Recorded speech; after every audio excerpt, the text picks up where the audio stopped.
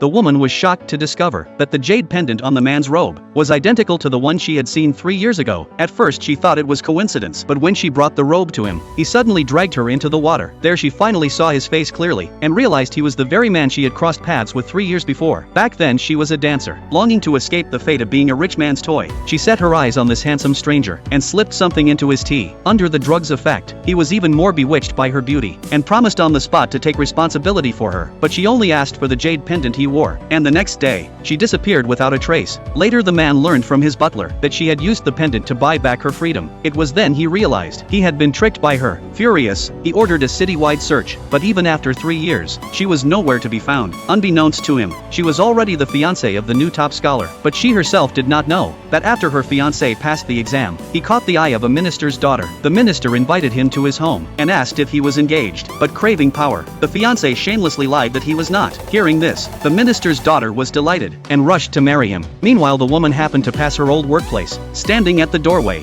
she recalled that night with the man, but quickly dismissed the thought, telling herself the city was too vast to ever meet him again. Yet at that moment, from the attic above, the man spotted her at once. His heart leapt with joy, and he rushed down to chase after her. Unaware, she was already etched into his heart. He followed her smoothly to her home. Just as he wondered why she was there, he saw her fall into her fiancé's arms. Instantly, a blaze of fury rose within him. That very night, he summoned her to the palace. She tried to play dumb and brush aside the past, but under his relentless questioning, she finally admitted it and offered sincere apology. To her shock, he then declared he wanted to make her his favored consort, but she refused outright, for her heart still belonged to her fiancé. He did not force her further, but secretly vowed that one day she would willingly stay by his side. Back home, her first act was to urge her fiancé to marry her quickly, but he only pretended to agree, while scheming in his heart, determined never to let her obstruct his career. Days later, the man missed her dearly, but then he heard her fiancé had taken leave to return home to wed. Instantly he was enraged, and rushed to find her. He arrived just in time to see her selecting a sachet for her fiancé. Anger surged in his chest. His guards were ready to seize her, but he stopped them. Yet right after he left, she was ambushed by men arranged by her fiancé. They drugged her, forced her to press her handprint on a divorce letter, then knocked her unconscious. But midway she woke up, thinking her fiancé was still waiting to wed her. She fought off the guards, and ran desperately home, only to crash into the man's arms. She mistook it all for his scheme, and lashed out in anger, begging him to stop these pointless tricks. He was left baffled, but when she finally reached home, she saw her fiancé marrying the minister's daughter. When he saw her return, he felt no guilt. Instead he sneered, confessing that he had never intended to marry her. At last, she realized she had been deceived and used all along.